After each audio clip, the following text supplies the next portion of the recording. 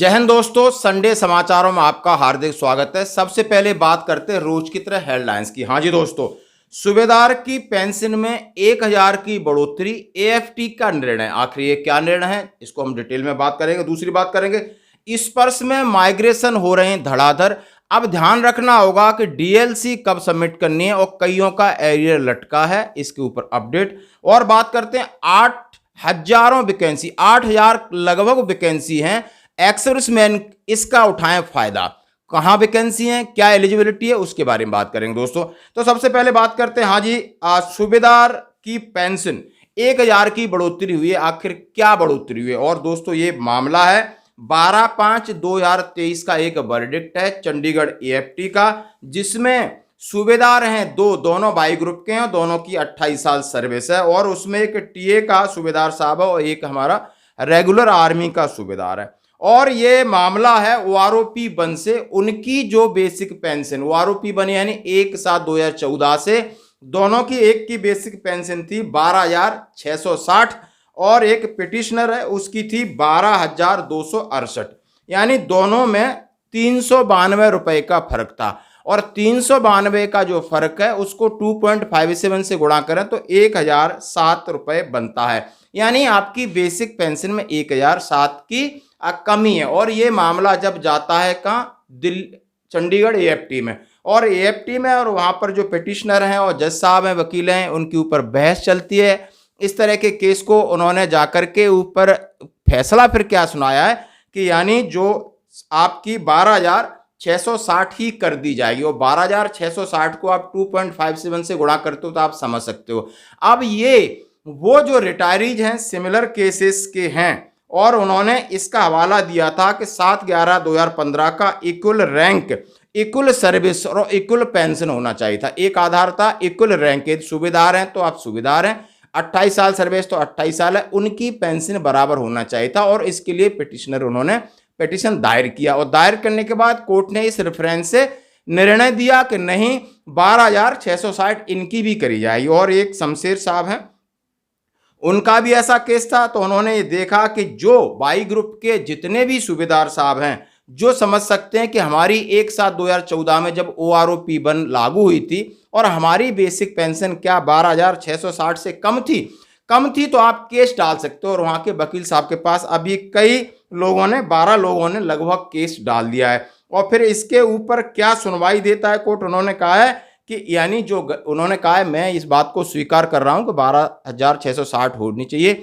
और जो जिसकी कम है यानी 12,268 है उसको इस हिसाब से किया जाए और इसका एरियर और इसका पेंशन को रेगुलाइज किया जाए। और उसका यदि आप टाइम से नहीं देते तो 8% का ब्याज आपको देना होगा। यानी इस संदर्भ में ये इसलिए मैं आपके साथ शेयर कर रहा हूं कि बहुत सारे ऐसे लोग हैं एक दूसरे के साथ इंफॉर्मेशन शेयर करें कि आखिर एएफटी नए नए कौन से केस जा रहे हैं और क्या उनमें वर्डिक्ट आ रहा है। अभी मैं इसको आरओपी 2 के साथ जोड़ना चाहूंगा तो आप समझ सकते हो। तो ये जो बन रहा है लगभग 32,000 से ज्यादा बन रहा है और आरओपी 2 में सरेआम 2018 को बेस ईयर रख करके ये कम किया है। तो ये मामले अनोमलीज के हैं और अनोमलीज के मामले हैं, चाहे आप एयरफोर्स में, नेवी में, आर्मी में इक्वल आपका रैंक है, इक्वल सर्विस है, इसके लिए आप एएफटी का दरवाजा खटखटा सकते हैं, जा सकते हैं अपने न्याय के लिए। और एक केस जब जीत जाते हैं तो सिमिलर केसों में जो भी वकील है उनको कोई परेशानी नहीं होती है, ना ही डिसीजन भी सेम उसी रेफरेंसेस में आते हैं। तो आप इसका फायदा उठा सकते हैं।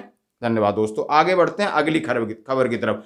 स्पर्श माइग्रेशन, डीएलसी और एरियर। हाँ जी दोस्तों, स्पर्श में माइग्रेशन धड़ाधड़ हो रहा है, करीब 25 से 26 लाख लोगों का हो गया है और लगभग इस साल में अगले 1-2 महीने में यानी आपको लाइफ सर्टिफिकेट्स पहले नवंबर से पहले लगभग सबका हो जाएगा। तो या एक बात ध्यान रखना है कि आपका बैंक में ईमेल आईडी और जो फोन नंबर है वो प्लीज अपडेट करा के रखें। आपका जो फोन नंबर है, ईमेल आईडी, आधार कार्ड, ये जो आपके डॉक्यूमेंट है जो बैंक से हैं, क्योंकि वो डाटा बैंक से ले रहे हैं, तो ये क्लियर कर रखें। ताकि सबसे पहले क्या होता है, बैंक आपको मैसेज दे देती है कि आप इस वर्ष में माइग्रेट हो गए और फिर आपका पासवर्ड नहीं आता है, रेफरेंस आईडी नहीं आता है, फिर आप परेशान होते हैं क्योंकि आपका कोई कम्युनिकेशन का नंबर नहीं है। तो इसलिए ये चीज़ पहले कराएं, आ जाती है तो फिर आपको अपने आप ने उनके साथ किस तरह माइग्रेट होना है।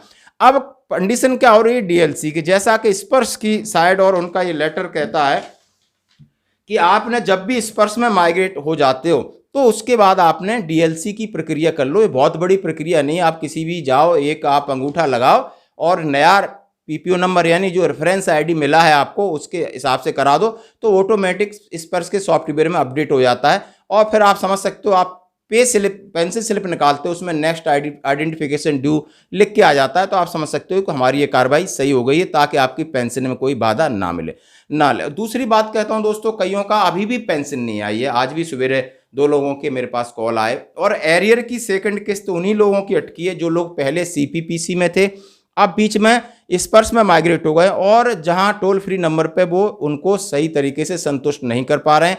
आप थोड़ा इंतजार करिए, नहीं तो आप जाके सीपी ग्राम पे कंप्लेन कर सकते हो, क्योंकि सीपीपीसी का काम तो हमेशा से ढीला ही है। अभी स्पर्श ने भी बहुत सारी प्रॉब्लम्स खड़ी कर रखी है, माइग्रेशन का काम चल रहा है।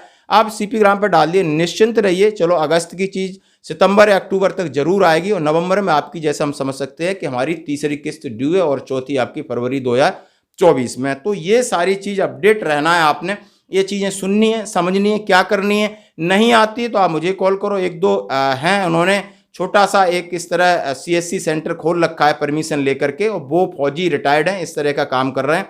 मैं उनके नंबर आपके साथ शेयर कर दिया करूंगा। धन्यवाद दोस्तों। अब बढ़ते हैं अगली खबर की तरफ। 8,000 वैकेंसी निकली हैं, और कहाँ वैकेंसी निकली, आपने क्या करना है जरा देखें।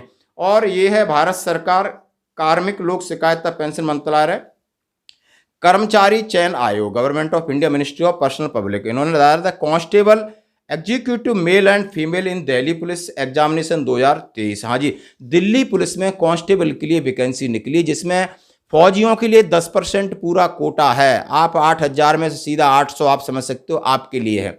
मैंने 8,000 कहा है और 10% है, तो 800 आपके लिए हैं दोस्तों। और उसमें से भी मैं, बड़ी अच्छी बात है कि इसमें जो कमांडो हैं, जो बेसिक मिलिट्री ट्रेनिंग के क्वालिफाइड इंस्ट्रक्टर है, चाहे वो ड्रिल आती है, चाहे उन्हें WT आती है, चाहे PT आती है, उनके लिए भी एक अलग अलग है। यानी आप बहुत सारी वैकेंसी, जो लोग रिसेंटली रिटायर्ड होने वाले हैं वो भी भर सकते हो, रिटायर्ड हो गए। क्या डेट है, क्या क्या कंडीशन है, जरा थोड़ा सा हम इसके ऊपर प्रकाश डालते हैं। Date of submission online application 1/9/2023, यानी कल से शुरू हो गई है, और 30 सितंबर तक इसकी लास्ट डेट है। और time of receipt online application रात के 11 बजे तक, 30 तारीख लास्ट डेट, 30 तारीख। Date of window for application form correction की आप समझ सकते हो, 3/10 से 4/10 आपकी एप्लीकेशन करेक्शन का है। और schedule of computer based exam कब होगा, दिसंबर 2023 में, वो आपके एडमिट कार्ड में डेट के हिसाब से आ जाएगा। इन्होंने लिखा है अब कौन एग्जाम कंडक्ट कराएगा, उन्होंने बोला है SSC बेस्ड है, application will be accept through online mode है, कंप्यूटर बेस्ड एग्जाम है। Physical endurance and measurement test will be scheduled at conduct at Delhi police in Delhi. Qualifying जो पहला कर जाएंगे उनके बाद होगा। फिर collection of require eligibility document, फिर डॉक्यूमेंट की चेक होगी, फिर उनका मेडिकल होगा। अब थोड़ा सा और आगे चलते हैं। Final result also declared by commission based on performance candidate the computer based exam subject their qualifying PMT and other conditions stipulated the notice of the examination. RTI public grievance, court cases, इनमें बहुत सारी चीज़ें दी है। पे level 3 है, 21,700 से 69,100 है। Vacancy कैसे दी है, उन्होंने दिया है नेम ऑफ पोस्ट कांस्टेबल है, constable male ex serviceman other including backlog schedule caste schedule tribe, इसकी वैकेंसी दी है, आपको देख सकते हो। Constable male commando special commando ex serviceman, इसकी वैकेंसी दी है। तो हर प्रकार की वैकेंसी आप फौजियों के लिए है, आप समझ सकते हो। 110% vacancy are reserve for ex serviceman in each category of constable male out of 10% quota meant for ex-servicemen, half either 50% of such quota have been reserved for the following category of ex-servicemen having a served in special force में हो, NSG है, action group में है तो उसके लिए अलग से है आपको। Having a received qualified instructor, उसके लिए अच्छा ग्रेड है। कमांडो कोर्स है, दूसरे एडवेंचर कोर्स हैं, उनके लिए। उन्होंने बोला है अफसर from the navy air force who have worked in the specialise commando type, उन्होंने उनके लिए भी है। यानी सारी चीज़ें उन्होंने कहा है। The personnel of CAPF are not eligible for under the ex serviceman category. यदि आप पैरामिलिट्री फोर्सेस हैं तो आपको वो 10% कोटा नहीं मिलेगा, एक्स सर्विसमैन की कैटेगरी अलग है। The commission will make selection candidate % of vacancy reporting by Delhi Police. The commission does not have any role of deciding the number of vacancy. Nationality क्या है, एज ग्रुप क्या है, 18 से 25 है, normal के लिए। Candidate should not have been earlier, यानी आप समझ सकते हो 25 साल अपर एज है, लेकिन फौजियों के लिए आप समझ सकते हो SC ST के लिए 5 साल का है, OBC के लिए 5 का है, स्पोर्ट्समैन है उसके लिए अलग है, और फौजियों के लिए उनकी सर्विस के हिसाब से काउंट किया जाएगा कि आपने कितना सर्विस किया है। ये सारा चीज़ है, काफ़ी लंबा PDF है, आप ज़रूर हमसे ले सकते हो और हम आपके साथ शेयर करेंगे ताकि आप इसका फ़ायदा उठाएं। आज की खबरों में इतना ही, बने रहिए हमारे साथ।